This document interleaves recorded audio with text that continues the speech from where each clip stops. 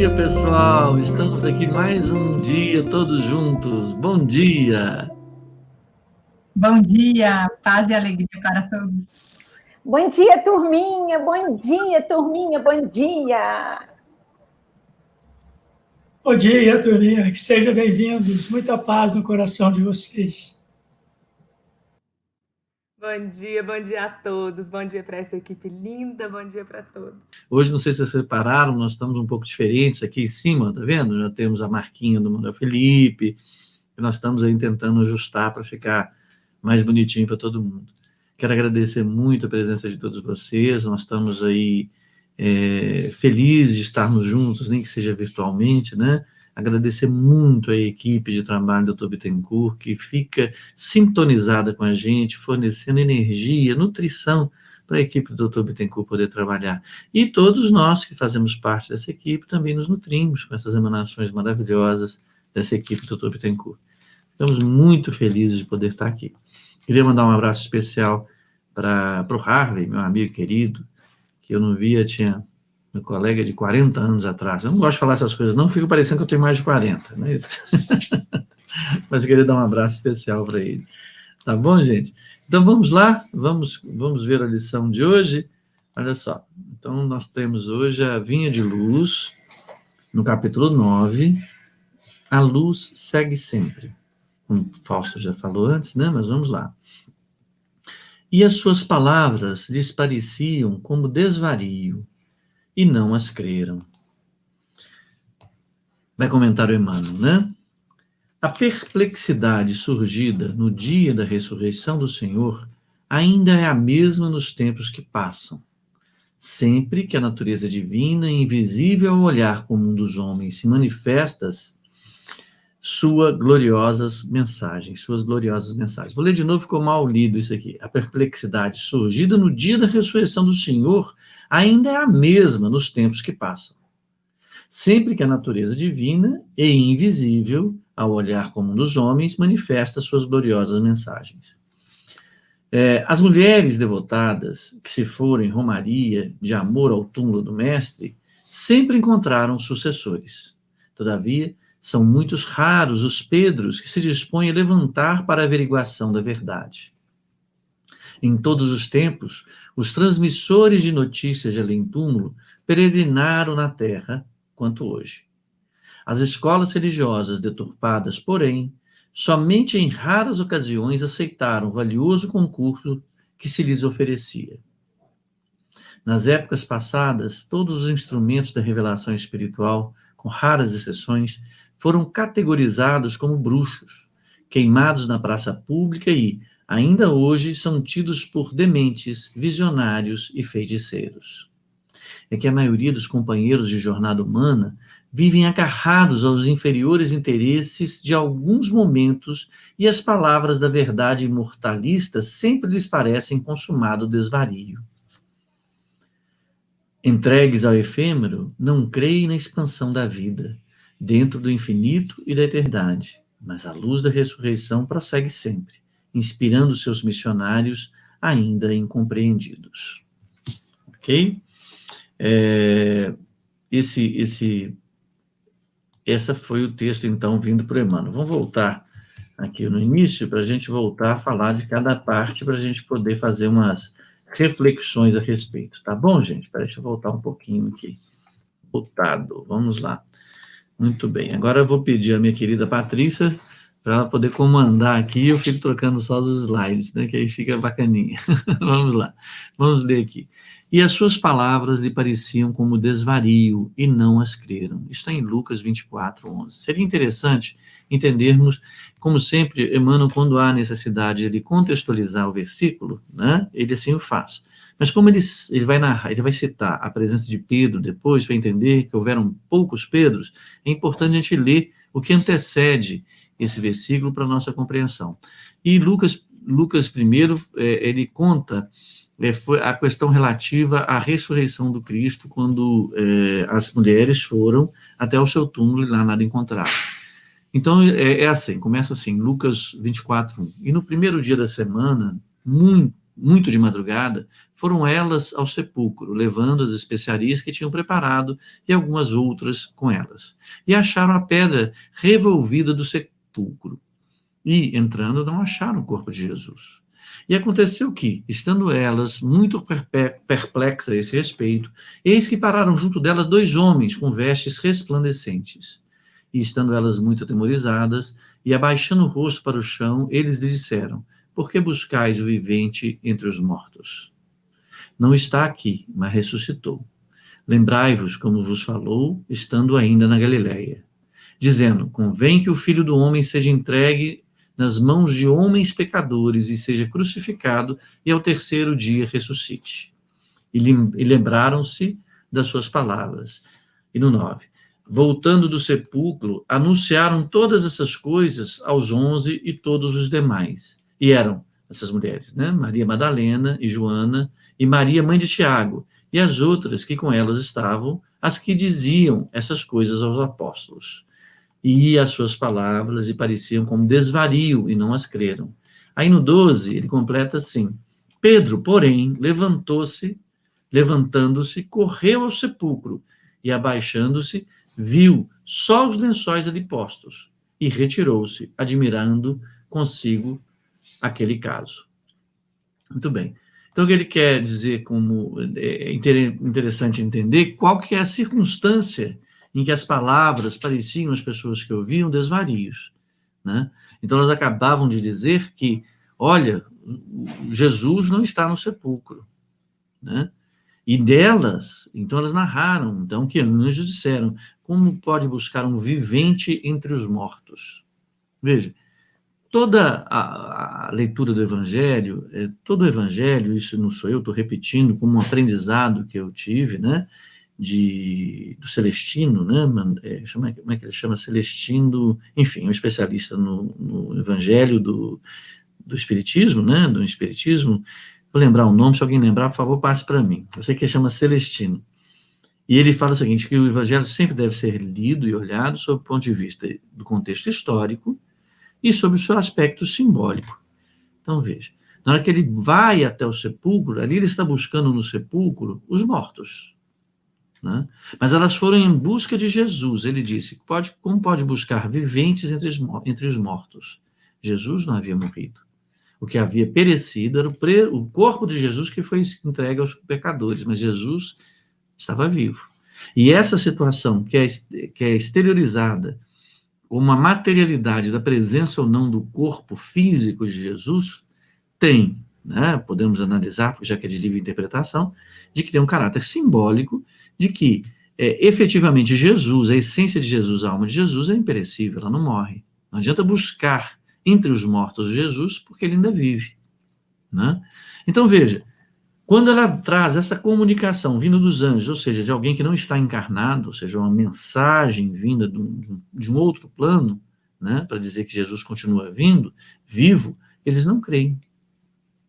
Parecem desvario, falta de senso, loucura. Como é que você pode dizer uma coisa dessa, né? É isso que lhes parece. Mas, veja, aí nós vamos reportar até, como ele está dizendo, né? E não creram. Continuando com o que Emmanuel falando, só para a gente dar prosseguimento, vamos lá para a gente chegar nesse ponto que eu queria comentar. A perplexidade surgida no dia da ressurreição do Senhor ainda é a mesma nos tempos que passam, sempre que a natureza divina e invisível, ao olhar comum dos homens, manifesta suas gloriosas mensagens. Então, veja, toda vez que existe alguma coisa em que a natureza, veja, a gente está tratando da natureza, ele está dizendo que é natural. Ele não está dizendo que são expressões sobrenaturais. Sempre que a natureza divina e invisível. Aí, então, ele está colocando, não aqueles aspectos que são materiais, são pertencentes à natureza, mas existem os aspectos espirituais que também são naturais, né? São naturais, então eles não são caracterizados, não a compreensão mais profunda, como algo extraordinário, mas sim algo de ordinário. A questão é que ela é invisível. Invisível sob o ponto de vista das percepções materiais do homem. E quando ele se situa notadamente em si das suas sensações materiais, aquilo que é natural, e se manifesta de forma que não seja perceptível as suas sensações materiais, soa como desvario. A perplexidade surgida no dia da ressurreição do Senhor, ainda mesmo nos tempos que passam, sempre que a natureza divina e invisível ao olhar comum dos homens manifesta suas gloriosas mensagens. Não é verdade? Então, veja, por que ele fala divina e invisível ao olhar comum dos homens? Manifesta gloriosas mensagens. Porque existem manifestações que são naturais, no entanto, são praticamente invisíveis, mas não causam tanta perplexidade ou esse afastamento, porque às vezes correspondem aos interesses materialistas de quem as escuta. Veja, a pessoa quando chega para uma cartomante, a cartomante fala assim, não, você vai fazer uma longa viagem, eu vejo que você é uma pessoa incompreendida, que usa os jargões usuais, né, de ilusão, vamos assim dizer, né, vejo uma viagem na sua vida, vejo que você é uma pessoa incompreendida, que já sofreu muito por incompreensão, por não perceberem o seu amor, e aí, evidentemente, é soprado sobre ela, através da sua mediunidade, eventualmente, né, situações que se observam materialmente, aquilo torna não uma perplexidade como um desvario, mas torna para aquela pessoa algo que ressoa, o que tem eco, que sintoniza com os interesses egoísticos, os interesses mesquinhos que ela tem.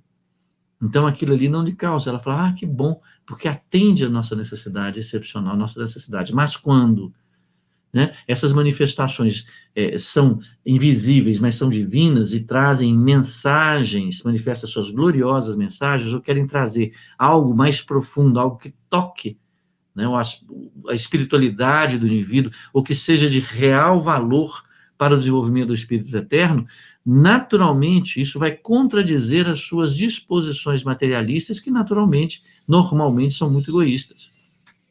Se uma mensagem vai dizer, olha, a morte não existe, que foi a mensagem que Kardec ouviu quando perguntou quem sois vós, ele disse, a morte não existe, somos a alma daqueles que viveram entre vós, né? Dos humanos, das pessoas que... Para algumas pessoas, isso tem um significado insuportável. Insuportável. Como eu posso crer, né? Como eu posso ficar confortável nas escolhas que eu faço diariamente, se eu não tenho como crença, como fé, de que haverá um momento em que irei descansar, em que eu deixarei de existir? Olha que coisa difícil. Como eu vou conviver com meus próprios pecados, ou, né, com minhas próprias imperfeições, se eu terei que haver com elas em algum determinado momento, sem os recursos da materialidade do qual faço uso para me sustentar? É insuportável. Por isso que é muito difícil, às vezes, você ver uma pessoa exclusivamente materialista que tenha crença, ou que tenha confiança, né, para não dizer crença necessariamente, nesse aspecto objetivo e natural da vida, vamos dizer assim, que não material, da vida invisível. Porque na vida invisível, veja, eu sou uma pessoa extremamente rica, que abuso demais das pessoas, né? Exploro muito a boa-fé das pessoas, engano as pessoas, né? Engano pessoas talvez mais pobres, pessoas com mais... Né? Não me importo muito com a necessidade delas, contrariando essencialmente a lei áurea de amor de Jesus, né? A lei áurea, diga assim, a lei de ouro, a principal, a ordenadora de todas as leis, que é amor ao próximo. Mas eu contradigo isso, mas eu sou suportado no mundo materialista com recursos que me deixam isentos de, vamos dizer assim, de dar contas a isso que eu faço. Se eu faço isso, e ao mesmo tempo eu acredito, eu tenho confiança de que a vida não acaba, em que eu continuarei vivendo sem a materialidade do meu corpo e dos meus recursos, isso para mim seria insuportável. Se eu tenho consciência que eu estou transgredindo leis, né? Se eu tenho consciência de que eu estou transgredindo a lei, que eu estou fazendo mal a outra pessoa, para que eu consiga, de alguma forma, ter algum tipo de sossego, eu não posso acreditar que eu teria que prestar conta sobre isso. Então, é mais confortável, né, que eu acredite e trate como perplexidade aquilo que contraria o meu conforto. Então, eu trato como perplexidade as mensagens gloriosas, né, das manifestações divinas e invisíveis. Quando eu olho para isso, eu falo, isso não me convém. Né? Eu falo, quer ver? Ele vai continuar, vamos pegar aqui, ó. Ele continua aqui, ele fala, as mulheres devotadas que foram em romaria de amor ao túmulo do mestre sempre encontraram sucessores. Então, veja. Vou ler toda a frase, depois a gente volta. Todavia, são muitos raros os Pedros que se dispõem a levantar para a averiguação da verdade. Então, veja. As mulheres devotadas que se foram em romaria de amor ao túmulo do mestre sempre encontraram sucessores. Então, sempre há. Nós estamos lembrando aqui o que nós ouvimos agora há pouco sobre a necessidade do trabalho, lembrado pelo Fausto, né? Necessidade de trabalho, prece e amor. Então, mulheres devotadas que fizeram romaria, quer dizer, se rumaram, movidas pelo amor, buscando ao túmulo do mestre, ainda acreditando, vamos dizer simbolicamente, que houvesse ali um corpo a ser tratado na materialidade, e descobriram que não, que ele continua vivo, dando um aspecto simbólico de que não se busque os mortos, busque os vivos, né?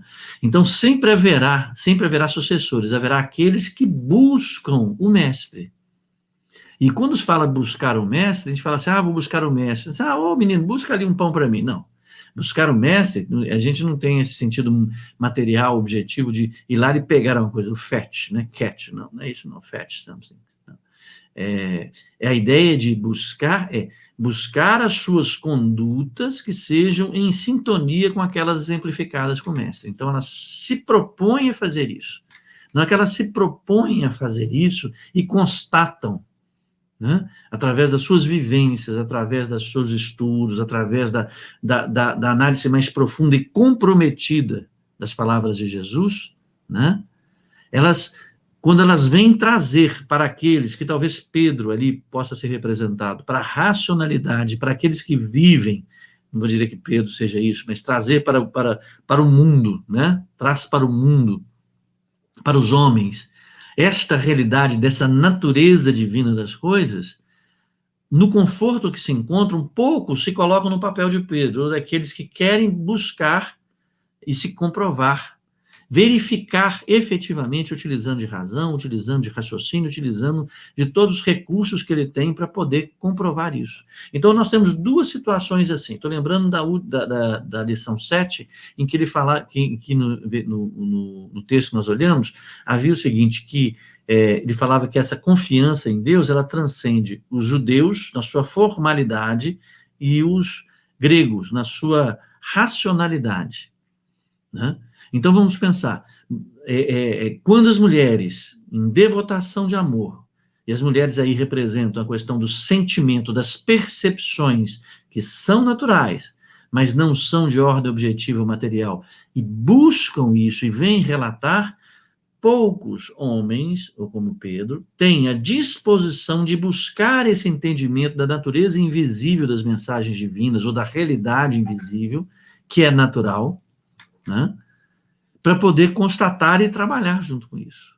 Então, por isso que ele diz, poucos, raros, são muitos raros os Pedros. Haja vista a realidade de hoje, que hoje nós temos, assim, com a quantidade de fenômenos, com a quantidade de informações que já se tem do mundo espiritual e dos fenômenos do mundo espiritual, como materializações, como informações, como esse intercâmbio que o espiritismo já estabelece na base da sua estrutura, né, que é a comunicação com os espíritos, e nesse processo seguir Jesus, poucas instituições de ordem científica se dão o trabalho de estudar isso. São raros os Pedros que buscam esse entendimento através da racionalidade. Nós encontramos isso no meio espírita, né? O meio espírita, olha, passado quantos séculos, foi necessário que houvesse um aprimoramento da racionalidade, da percepção humana, um amadurecimento para que ele pudesse ter condições de buscar isso. Quem que é o símbolo maior disso, missionariamente? Allan Kardec, que representava sobre todos os aspectos, vamos dizer, esse aspecto grego da racionalidade, do estudo, do conhecimento, da comprovação científica, ele era desse meio. Quando as mulheres, vamos assim dizer, ou quando fala mulheres, quando falando aquelas pessoas que viam e percebiam as mensagens, né, do invisíveis, das manifestações divinas, através dos espíritos que manifestavam, e vieram trazer, o que eles falavam? Ah, isso é diversão. Se as pessoas se interessassem, como saiu um determinado jornal, se interessassem menos pelas mesas, como Marx parece que falou, pelas mesas girantes, se cuidassem mais da economia, o mundo estaria melhor, né? Mas houve, então, aquelas pessoas que se comoveram, que perceberam isso e trouxeram. E aí Allan Kardec foi como Pedro, foi lá verificar. E nesse verificar, ele estudou profundamente, ele trouxe toda a sua gama de conhecimento, todo o seu rol de conhecimentos exercitados, desenvolvidos, né, de valores de conhecimento, e aplicou para poder analisar aquele aspecto. E o que ele observou, que se tratava, pela comunicação que estabeleceu, de um fenômeno natural. Natural. Então, até mesmo ele, que a princípio achava que se tratava de um charlatanismo, por quê? Porque por diversas vezes as pessoas utilizam usando até mesmo de certo magnetismo pessoal, essas questões, de trazer verdades inacessíveis ou supostamente inacessíveis como algo sobrenatural para exercer poder sobre as demais pessoas. Né? Se nomeiam com poderes extraterrestres, né? Sei lá, não é extraordinários, né? Sobrenaturais, vamos assim dizer, para poder exercer um determinado poder de dominação sobre os outros, ou buscar coisas de interesse próprio, para poder acumular riquezas, por exemplo. Né? Eu tenho a capacidade de fazer isso, e nós temos exemplos claros. Então, ao longo da história, nós tivemos pessoas que buscam isso pela percepção da realidade divina, embora invisível. Mas poucos são aqueles que, no caso Pedro, aí vamos dizer, representa até a parte masculina, a parte de dominação, a parte da racionalidade. O grego se dispõe a ir e comprovar, e estudar e estabelecer. Qual que é um conforto maior que as pessoas têm a respeito disso? Em todos os tempos, os transmissores de notícias de além-túmulo peregrinaram na Terra, quanto hoje. Então, veja. Vai dizer assim que a manifestação dos espíritos é invenção de Allan Kardec?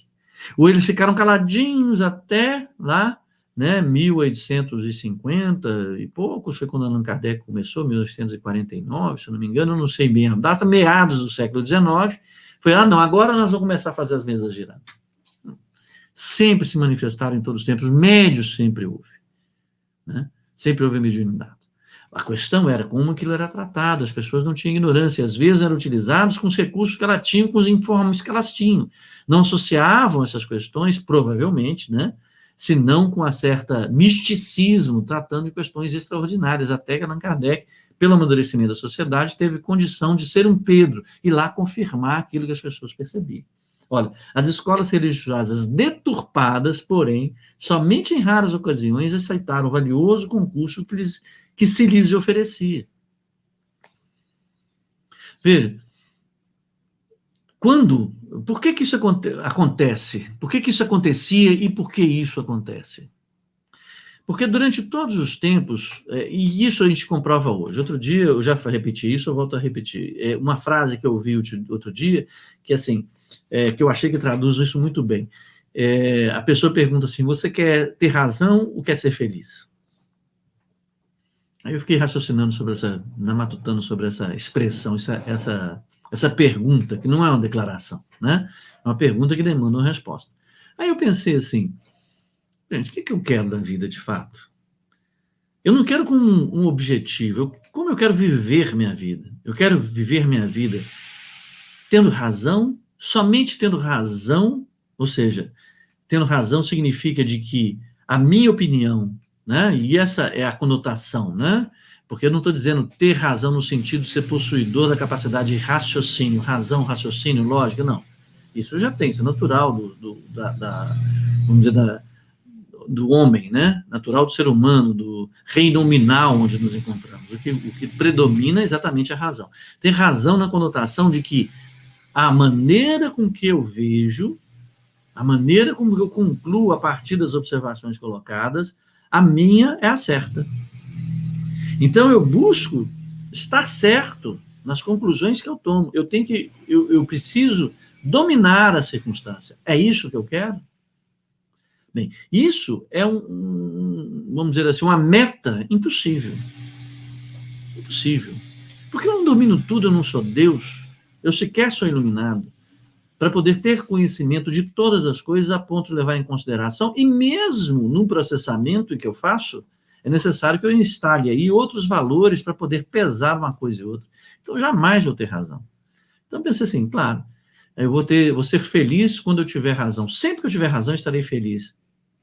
Então, eu estou feliz quando eu estou orgulhoso, porque, na verdade, eu quero estar acima dos demais. Na equivalência de um sobrenatural, em que eu tenho, né, mais que os demais. Porque eu tenho razão. Se eu tenho razão, o outro não tem. É uma dialética que se estabelece, né? Para que eu tenha razão, é necessário que o outro não tenha razão. Ou se eu quero ser feliz. Aí eu falo assim, o que envolve essa questão de ser feliz? Envolve essa questão de ser feliz a questão de que eu escolho ser feliz. Eu passo a ter a consciência de que minha razão, o meu domínio sobre as questões que envolvem, das quais eu tenho que me viver, eu não tenho domínio sobre todas elas. Então, eu escolho ser feliz, eu escolho ser feliz em que eu me estruturo em cima da confiança que eu construo em Deus. Então, para que eu seja feliz, é necessário que eu construa algumas ferramentas. E a primeira delas é a confiança em Deus Pai. Se eu confio que Ele é soberanamente bom e justo, eu entendo que tudo que me chega, embora, né? Já não é mais embora, porque embora, assim, apesar de, né? Eu diria apesar. Já quando não me interessa ter razão, já não é mais apesar disso. Tudo que me chega, sempre chega com o aval da justiça e bondade divina. Com a chancela da justiça e bondade divina. Eu não tenho razão sobre isso, eu não tenho domínio sobre isso. Eu não sei o que levou ali, não é que não me interessa, eu não preciso saber as circunstâncias que me levaram àquela situação, mas na confiança que eu tenho, que é justo e bom, porque está sob os olhos de Deus, eu sei o que fazer a partir daí. Então eu sou feliz, porque o caminho foi apontado. A dificuldade está em superar minhas próprias indisposições, né? Vencer meus próprios egoísmos, meus próprios orgulhos, minhas próprias vaidades, para poder efetivamente confiar na justiça e bondade divina. Mas o grande processo que isso se dá é no momento em que eu começo a acreditar que, olha, ter consciência de que eu jamais terei razão. Eu não tenho razão completa. Em algumas coisas eu posso utilizar melhor raciocínio do que outras, mas nunca o raciocínio será suficiente para ter domínio consciencial sobre quaisquer das circunstâncias que me vêm. Aí o que eu faço? Isso que eu falo. Escolas religiosas deturpam, né, porque elas querem ter razão, elas deturpam as mensagens e aquelas que não convêm, os seus próprios interesses, né, elas descartam. Raras ocasiões em que aceitaram o valioso concurso que lhes oferecia. Entende? Olha, eu venho e te trago uma série de informações. Isso não me convém. Como, por exemplo, eu vejo muitas escolas dizendo que pegam uma passagem que fala assim, não conversais com os mortos. Esquecem o aspecto, vamos dizer assim, simbólico. De fato, não se deve conversar com os mortos. Mas quando ele entrou as mulheres entraram na tumba de Jesus, em Lucas, um pouco 9, se eu não me engano, os anjos disseram o seguinte, por que vêm buscar os viventes em local dos mortos? Olha aí. Quando buscamos a intercomunicação com os espíritos, nós não estamos conversando com os mortos. Mortos que simbolizam aqueles que só encontravam vida na materialidade. Então, no momento que eles é tirado da materialidade, eles passam a ser mortos. Aquilo que eu falei no início, aquele que tem todos os recursos. Ele, de fato, quando ele morre, ele vai ficar quieto, achando que tudo acabou, porque ele não tem os recursos que o sustentavam. Até é muito interessante, lógico, eu sei que tem um texto, se eu não me engano, de Freud, que tinha um sujeito, desculpa a minha ignorância, eu quero pegar apenas ideia, em que ele disse textualmente o seguinte, o dia que eu ficar impotente, eu me mato.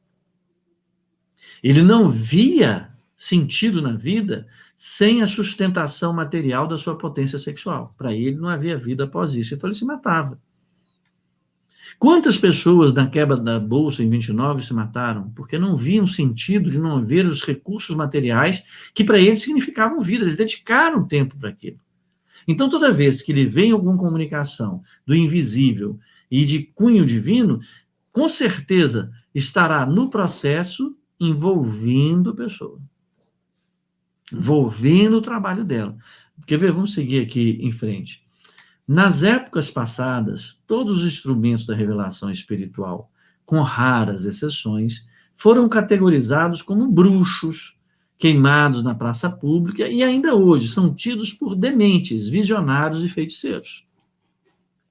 O livro dos Espíritos, né, foi até interessante, conta esse caso na biografia de Allan Kardec, feita, esqueci por quem, não sei se foi aquele mesmo que fez do Chico, falando que, certa vez, quando o Livro dos Espíritos chegou na Espanha, um determinado bispo levou os livros para a praça pública, ateou fogo. Ateou fogo nos livros, foi uma comoção danada, e Allan Kardec estava muito preocupado, o Espírito de Verdade pegou e falou com ele assim, não, preocupa não, né? Basicamente aquilo que nós estávamos relembrando com a Aldinha quando ela falou do SOS, né? Que eu lembrava assim, que é silencia, ora e serve, né? Então, basicamente, foi o que o Espírito de Verdade falou com Allan Kardec, mandou uma mensagem para Allan Kardec, olha, silencia, ora e serve, porque isso vai fazer muito bem para a divulgação do Livro dos Espíritos, porque quanto mais ele teve o caráter de proibido, mais interesse gerou nas pessoas, né? Então, veja, toda vez que a gente traz uma comunicação de real cunho divino, da realidade natural, invisível de Deus, porque Deus é natural, não é sobrenatural, né? É da vida, ele não é uma coisa que é fora da vida, né? Esse barulho foi um gato que entrou aqui na janela, meu amiguinho.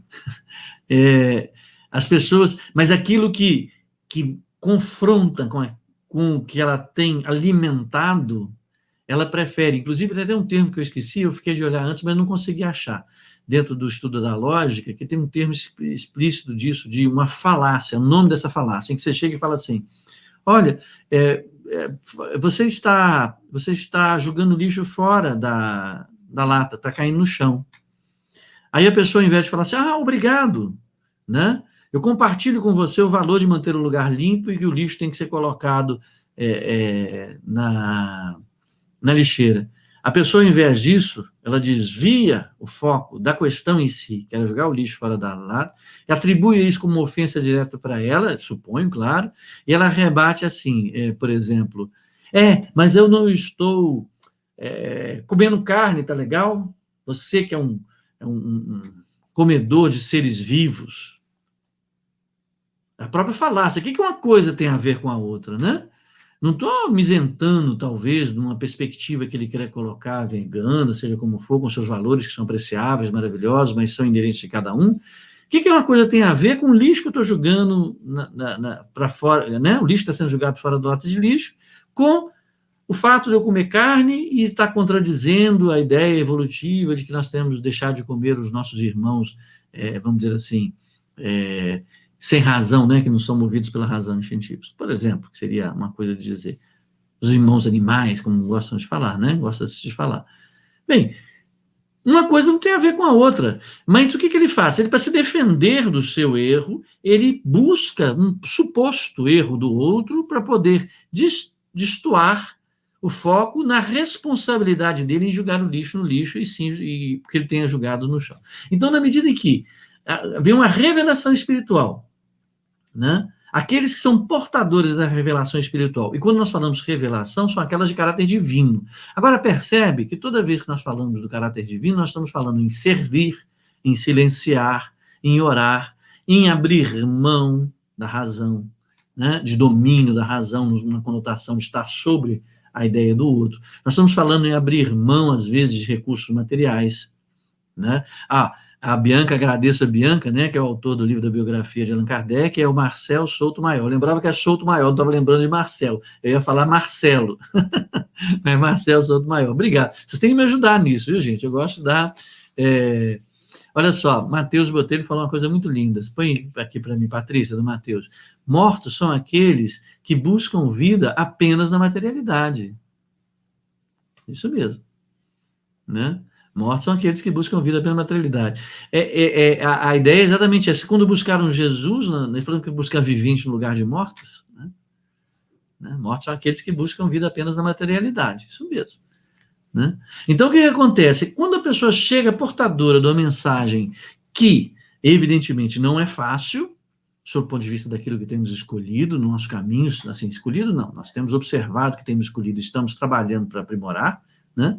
E que vem com a mensagem de que é necessário que abramos mão de nosso apego material, que abramos mão de nossa vaidade, que abramos mão de alguma coisa, eu naturalmente aplico as pessoas, né, eu, né, representando essas pessoas, aplico esta falácia de apresentar um erro do outro. Então, o que eu chamo? Eu categorizo de bruxo. Eu prefiro que o foco saia do meu caráter, né, do meu caráter egoístico, do meu caráter interesseiro, e jogo o foco sobre quem trouxe a mensagem. E fala, essa mensagem está vindo para deturpar a nossa paz. Porque todos aqui estamos egoístas querendo viver. Falácia de ataque ao argumentador. Olha só que lindo, Cristina Rosen explicando. Obrigado, minha esposa queridinha. Argumentum ad hominem. Muito importante a reflexão. Escolher ser feliz. Obrigado. Obrigado, meu amor. Que bom. Então, ele falou até o latim, que é muito interessante, né? Que é a falácia de ataque ao argumentador. Ataca o argumentador, né? Para não ter que se configurar. Então, o que ele faz? Chama ele de bruxo. Chama ele de bruxo e põe ele para queimar. Com isso, eu afasto a ameaça de alguma transformação que é concitada ao meu próprio caráter, ao meu próprio espírito. Né? Eu acho muito interessante que isso passa a ter assim, essa falácia de ataque ao argumentador, né? Que às vezes as pessoas falam que é franciscano, mas na verdade tem umas pessoas que usam indevidamente. Quando você pergunta alguma coisa à pessoa, ela te responde com outra pergunta. Também tem esse traço de... Né? É muito interessante isso, né? Mas vamos em frente. Eu estou querendo levantar, assim, a gente compreender como é que a gente fala assim, tem pessoas, nós somos assim. Né? Nós utilizamos desses recursos porque, às vezes, a gente não é muito confortável. E é muito interessante, eu percebo muito isso, que, às vezes, eu percebo muitos dos nossos irmãos, até nós passamos por esse processo, que, na medida que a gente começa a ter conhecimento ou se envolver verdadeiramente com a moral do Cristo, a gente tende a nos diminuir, falar assim, nossa, eu sou um porqueira mesmo, nossa senhora, nossa, eu parecendo uma formiguinha, ô sujeito horroroso. Aí a gente tem o orgulho de se achar pequeno. Fica aquela coisa, a gente utiliza o que nós estamos tentando combater para nos colocar, né? Exatamente nesse processo, né? Então, é muito interessante isso. A gente fica naquela, assim, de se condenar e tal. Eu acho muito importante, assim, que reconheçamos, na medida que caminhamos, onde já estamos felizes. E felizes por utilizar esses recursos na disciplina de trazermos para o nosso coração as demais coisas que nós gostamos. Então, aqui eu acho que é importante a gente se colocar e não falar, tem pessoas que fazem isso. Não, nós fazemos isso. Evidentemente, em graus, se é que é possível dizer assim, né, em graus diferentes, segundo a nossa individualidade, segundo a nossa vida, que cada um de nós é singular, segundo a nossa própria singularidade, né?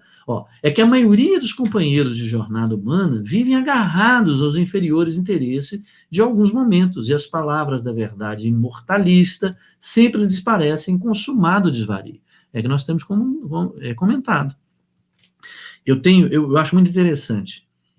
Eu diria assim, nossos irmãos aqui do espíritas, que nós estamos aqui vendo palestras, participando, reflexionando, nós trazemos para o nosso dia a dia o raciocínio da vida espiritual, da moral do Cristo. Por isso que é interessante na hora que pensamos que os espiritistas são aqueles que estão no esforço de vencer as más tendências.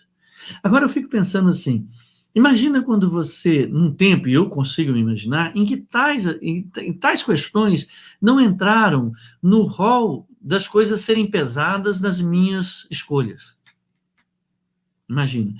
Eu fico imaginando, imagina como se eu tivesse qualquer dilema, qualquer questão, né, me colocada, poxa, você quer comprar isso ou não comprar, você vai investir aqui ou ali, você vai buscar esse emprego ou não, em que eu pesasse exclusivamente os aspectos materiais ou objetivos da materialidade, dos interesses da minha sobrevivência, ou dos interesses materiais da minha vida, ao pesar aquilo.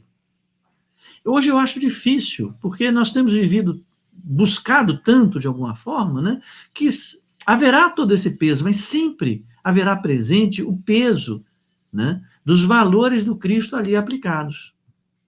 né?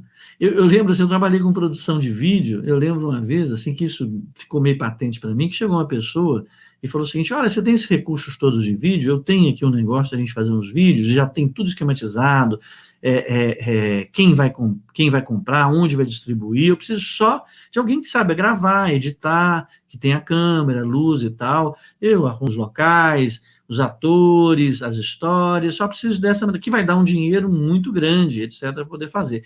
Eu acho que não vale a pena, eu falando, comprar equipamentos, aprender e ter um pessoal, eu prefiro contratar isso que fica mais tranquilo. Quer dizer, sob o ponto de vista de negócio, era uma coisa muito boa. Ele tinha os atores, ele tinha as histórias, ele tinha um distribuidor, tinha quem pagaria por aquilo e tal.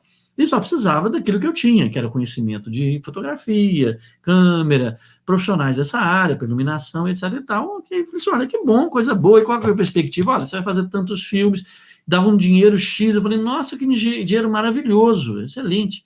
Vou adorar, vai ser uma coisa que vai, né? Vai ser feliz, eu praticamente vou dedicar a ficar fazendo isso. Aí eu falei, tá bom, e que filme era? Era filme pornográfico. Nossa, eu confesso para vocês, diante do dinheiro que era, sabe? Se já não houvesse aquela época, pelo menos um germe, né? Pelo menos um germenzinho, uma sementinha de mostarda, colocada em meu coração, a respeito da moral do Cristo, eu tinha aceitado. Ele não está chamando para eu participar das cenas, eu poderia sofismar nesse sentido. Ele não está falando para que eu, né? Não, ele está falando para ficar lá no trabalho, ficar atrás da câmera, né? Eu, peremptoriamente, falei assim, não por uma moral do mundo, porque a moral do mundo permite, tanto é que existe, é legal, né? Mas pelo germe de mostarda que eu já começava a colocar em meu coração e que eu não ficaria em paz comigo meu, apesar do dinheiro dentro disso. Né? Fica fácil quando a gente começa a falar de filme pornográfico, mas existem outras circunstâncias, né, na nossa vida de cotidiana, por isso que eu falo, não é legal a gente falar só dos outros, não, nós mesmos. A maioria, como não nos pertencêssemos à maioria, não, nós mesmos. Há determinadas circunstâncias que é necessário que alenquemos também esses valores do Cristo, dos quais temos buscado para colocar peso sobre as escolhas que vamos fazendo, e não fazermos a falácia de atacar o argumentador, né? Porque é isso que a gente faz. Quando nós buscamos essa sintonia, o nosso anjo protetor em sintonia com Cristo, né, nos dá ideias, nos dá sugestões de amor. Na medida que nós trabalhemos e nos esforcemos em manter sintonia com Cristo, mais fácil essa canalização se faz. Então, nós passamos a cada vez mais, a todas as nossas decisões, levar em conta também a moral do Cristo que temos escolhido, né? E aí a gente tem mais ouvidos e mais olhos para ouvir as palavras de verdade imortalista e não as acharem como consumados vario. Não é verdade? Eu acho que é importante a gente pensar isso. Entregues ao efêmero, às vezes nós estamos entregues ao efêmero, não creem na expansão da vida dentro do infinito e da eternidade, mas a luz da ressurreição prossegue sempre, inspirando seus missionários ainda incompreendidos. Quando ele fala a luz da ressurreição, né, ele colocou ressurreição em letra maiúscula, porque ele está dizendo o seguinte, ele está dizendo da demonstração da verdade, caminho e a vida, do modelo feito pelo Cristo, que chamou-se de ressurreição. Né? A não presença do corpo do Cristo ele tem um caráter simbólico. Né? Também tem uma questão de que poderia, e isso, né, fala-se, eu acho muito interessante, que fala, imagina se seria preservado até hoje. Né? E as pessoas passariam, já adoram um pedacinho do pano em que Jesus tocou e tal, claro, deve carregar energias, não estou desfazendo, mas adora esse pedacinho de pano. Imagina se houvesse o corpo mumificado de Jesus. Né? O importante é entender que as transformações que nós encontraremos em nós mesmos, elas não são de ordem material. O que se dá de ordem material é a expressão da transformação que conseguimos fazer em nós mesmos. Então, definida a eternidade, mas a luz da ressurreição prossegue sempre, inspirando seus missionários, ainda que incompreendidos. Então, cabe a nós darmos ouvido a essas manifestações, mas como fazemos isso? Preparando o nosso terreno, construindo nossos ouvidos, construindo nossos olhos. buscando esse conhecimento, buscando esse recurso, não da razão de ter preponderância as coisas que eu acredito sobre as que as outras pessoas acreditam, mas tendo a razão como esse bem, esse recurso nos dado no reino nominal, para podermos construirmos sintonia com Jesus através do nosso anjo, do nosso guia protetor, através do nosso espírito protetor. Ao observarmos o que a sociedade como um todo faz, né, nos entendamos como presentes nessa sociedade. A Aldinha, o Fausto, replicaram essa questão da fake news, né? A fake news a gente não precisa, às vezes, de muitos recursos. Precisamos de recursos, por exemplo, de conhecimento, de entendimento, mas principalmente de recursos da fé, nos aspectos da confiança, para poder discernir a fake news. Então, toda vez que ela disseminar algo de ódio, e ódio é contrário à moral do Cristo que buscamos, toda vez que uma determinada notícia disseminar, falar mal de alguma pessoa, né, nós não vamos vibrar em ódio, porque nós passaríamos a ter uma psicosfera odiosa em nós. Então, nós descartamos como fake news, independente da sua origem.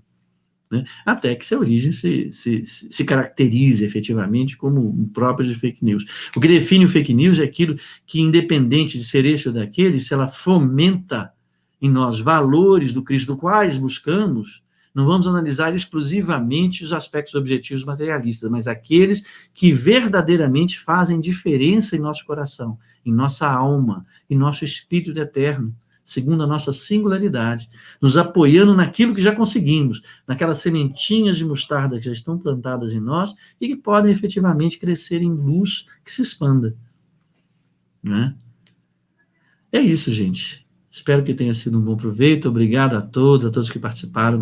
Gosto muito de quando vocês falam, né? Essa participação é muito bom. Convoco vocês a fazerem essa participação. Graças a Deus, obrigado, Edmir, minha querida, o Cristiano, né? Cristiano, nosso querido, a Ayana também, meus afilhados, né, de casamento. Fico muito feliz, viu? Muito obrigado a todos vocês. Espero que vocês gostem da nossa nova capinha, né, do StreamYard. Agora está personalizada, né? Vamos fazer a nossa oração, então, para a gente encerrar essa quarta-feira, mas sabendo que nós continuaremos levando em nosso coração essas emanações maravilhosas que o Dr. Bittencourt traz para nos ajudar em nossos tratamentos, né? Então, vamos fechar os olhos,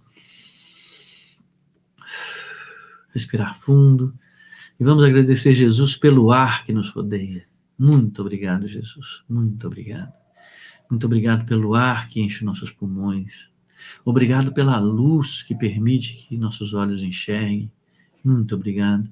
Muito obrigado pelo tanto que tenhamos construído nossos ouvidos de ouvir as mensagens do infinito divino, do invisível, do natural de Jesus, do natural de Deus em nossas vidas. Muito obrigado pelas pessoas que nos cercam. Muito obrigado pela Aldinha, Fausto, Patrícia, Catinha e toda a equipe do Dr. Bittencourt que se esforça, que vibra em nosso benefício. Muito obrigado pelos meus amigos, pelos companheiros. Muito obrigado por nos ter colocado, Jesus querido, nesse meio, de nos dar a oportunidade de colocar sempre a sua moral, o seu caminho, o seu modelo, como diz Aldinho, modelito, modelinho, bonitinho, para nos inspirar, para nos sugerir ações de amor em nossa caminhada. Muito obrigado, Jesus querido, muito obrigado, Dr. Bittencourt. Sentimos as emanações maravilhosas de sua equipe e do seu amor sobre o nosso corpo, tratando o nosso corpo físico e mental. E que essas sensações que agora temos se expandam, chegando a todos os nossos queridos que de alguma forma nos relacionamos. Que assim seja, graças a Deus. Gente querida, muito obrigado. Até a quarta-feira e vamos continuar aqui acompanhando as nossas palestras da noite, tá bom? Um grande beijo a todos, até a próxima.